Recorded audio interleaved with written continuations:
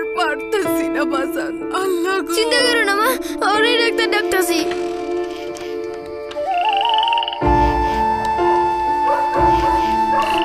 চাচা, এদিকে চাচা, মায়ের অসুখ চাচা।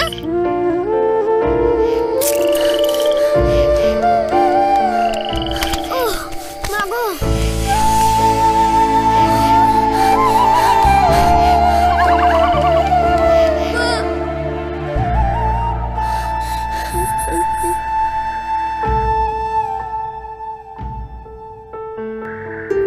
কিরে কি হইছে? মায়ের অসুখ। চল এখনই চল।